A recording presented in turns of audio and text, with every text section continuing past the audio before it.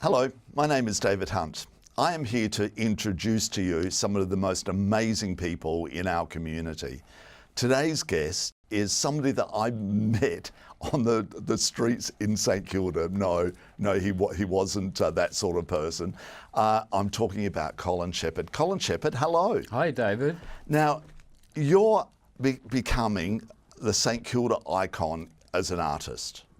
And I met you while you were hand painting an Art Deco design on one of the businesses at the front of a club in Fitzroy Street. Yep. Where did the love of Art Deco come about? Come from?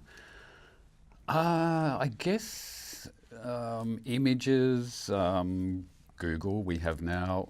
I was trained as a sign writer back as a kid, and that gave me the ability to paint perfect straight lines and perfect curves. Because you don't use like tape or anything like that to give straight lines, you hand paint them, is that right? Yeah, it's all done by hand. Wow. Every straight line is nothing else but my hand. But why Art Deco? Because I love Art Deco, and that's just such a beautiful art form. Yeah. And in St Kilda, there are so many beautiful Art Deco buildings. Yeah. I think it had a lot to do also with the way we used to do clubs in St Kilda, especially back in the day, in the 80s and the 90s. And I used to stand there and look at the ruined architecture that some of those clubs were held in and just admire the way the building was, and still was, but the deterioration as well as the glamour. I think that's where it all came together for me. Yeah. What were you like as a kid? You know, like the 12-year-old you, what were you like? Very happy kid, had great parents. Awesome. My parents were incredible. They used to do waltz in front of us kids for hours every night. Dad would come home from work, Mum and Dad would waltz in front of us. Awesome. It was That's incredible. fantastic. Yeah, so I was very lucky to have lots of love thrown at me. As a kid, when did you realise that there might be something a bit different about you? Sexuality-wise? Yeah. I basically lived in the suburbs, and I think when you live way out, away from everything that's going on, you kind of look around yourself and you see your friend gets married, and the other friend gets married, and your girlfriend gets married, and boyfriends get married, all your friends get married. And you think, well, maybe that's just the way that you go. Was kind of put into my head the way I lived back then, just seeing everybody get married and everyone live a heterosexual style life. So I did the same thing. I ended up dating girls, and I still to this day can't quite recall whether I knew that I was doing the right or wrong thing for Colin, but I did. I dated girls and then eventually got married and had a beautiful child. I can't quite remember the time that slipped into my brain and said, hey Colin, this is not you. You've got to do something about it. Well, it was back in the era where we didn't, there wasn't the freedom that there is now. Yeah. So therefore, you had to do that learning curve totally by yourself, didn't you? That's right. Yeah. Especially when you're stuck out. When I say stuck out, not really stuck out, but especially when you're so far away from communities that I'm involved in now, in St Kilda and Fitzroy, and all the culture and madness clubs. The people that you meet around those areas are incredible. So when you are living the opposite life, you just kind of pick up on what's going on. And I guess that's how I ended up where I was. So when did you so you trained as a sign writer. How old were you when you got involved in that? I had just finished high school, and my dad said to me, you're starting art school in another 12 months. And I thought, you beauty. I've got 12 months to hang out with my friends and do whatever I want to do. But he said, no, you're actually coming to work with me. My dad was a bricklayer and took me on bricklayer's labour for 12 months before I started art school, because he knew that I had an artistic flair. I didn't actually realise it back then, but Okay. he guessed it. Wow. Yeah. That's fantastic. Yeah. So I went to work with Dad for 12 months. Yep. Was the best thing that he could have done with me for me, because he prepared me for the hardness of life later on. You know, he got me. And the discipline of doing a job and finishing That's right. a job. Yeah. Yep. Yeah. And so you did that, and you went to art school? Went to art school. Yep. When I say art school, it was a college of decoration, which is in King Street. Right. So it would have been a little. Oh, okay. Back in the 80s. Yeah. And I suppose it now would be like an arm of RMIT these days, if it. If it had kept going. Yep. Yeah. So you studied sign writing, and because that's sort of a profession. It's like you're an artist, but it's also a profession where you can make money forever with it, can't you? That's right. Yeah. Yeah. And so therefore, when did it develop into an art form for you? I think that happened with, I worked for Myer Melbourne. I did some of the Myer windows back in the day. I worked for a jean company who was the rival to Just Jeans. Their name was Ingenious. They had 35 odd stores in Victoria and Sydney, and I used to travel around the whole area of Victoria, doing as well as the countryside, doing all their stores, all their windows, and their painting on windows. There was a lot of artwork involved back then, and it was all done by hand. But now it's just you throw a plastic sheet over the window and it's all there. Yeah. But people are going back to what you do. Yeah. So your partner, you've been with him for a long time? For 27 years. What's his name? Brett. Right. Yeah. What does he do? I met him. He helps out with what I do. He does a few different things actually.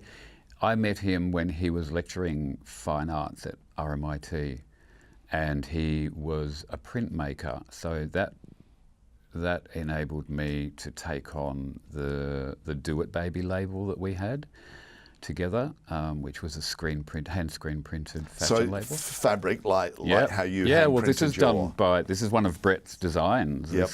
This that I have here. Yeah. I go to op shops, get whatever I can from the op shop and take it home and screen print it. Brilliant, and an original piece. Yeah. And so therefore you were screen printing fabric and making it into garments. Garments. Yeah. But that was things changed so way dramatically. too hard to do now. Yeah. But it would have been fun. You were down the bottom end of Fitzroy Street in St Kilda. That's right. And had a few little businesses down there. Yeah. Your flatmate at one stage was Renee. Tell us about her. Yeah, I lived with Renee Scott in the mid to late 80s. And that was my first introduction to St Kilda. I'd been there a few times, but I'd never spent a lot of time there. And with Renee, I met so many incredible people. She was one of the performers, one of the girls. She was originally from Lay Girls, and she also performed at Pokies in the Prince of Wales. And her place was just around the corner in Victoria Street. Incredible personality. Just wandering around St Kilda and experiencing all the locals and the people that I made friends with back then, it made me realise that I'd love to do something in that area. So a shop came up on Fitzroy Street, moved in with a gentleman who owned a chain called Ariel in Melbourne. It was kind of provocative fashion, if you could call it provocative. He caused a lot of problems with the images that he put on fabrics and all that sort of thing. So he was my partner. We opened an Ariel shop there, and then we decided that that wasn't quite right for St Kilda back in those times, so we did our own thing. And I got together with a gentleman by the name of Mark Pasala, who was a beautiful, beautiful lifetime friend of mine, and Karen Webster, who became head of Melbourne Fashion and head of RMIT Fashion as well. Three of us were together as partners, and then we opened another shop in Chapel Street and sold the same thing, screen printed, we used to have this incredible knitting company that we would I'd paint a design on a big sheet of card, and then they'd feed it through the computer, and the knitting machines would knit out exactly. Whoa. Yeah, so we had our own personalised garments happening with our screen prints and the knitting machines. So, But now you were saying like discovering that St Kilda was your sort of place. You've now become a real celebrity in a way in St Kilda, haven't you? yeah, And it's because of all the painting that you do because inside bars you do all your beautiful Art Deco designs in bars and cafes and people's homes. Yeah. People are actually getting you into hand paint on their walls now. Yeah, doing a lot of stuff in St Kilda. It's strange the way it's happened, because I guess when you live in the area, you focus on that area. So I haven't actually needed to send out SOS messages over to the other side saying, hey, I need work from somewhere, because it's just all in the area. And like the Espy, the Esplanade Hotel, which is famously reopened, you've done a lot of the signage in there, and you're doing some of the artwork in there. Yeah, I did some stuff there. The Prince of Wales, you're doing some stuff there now.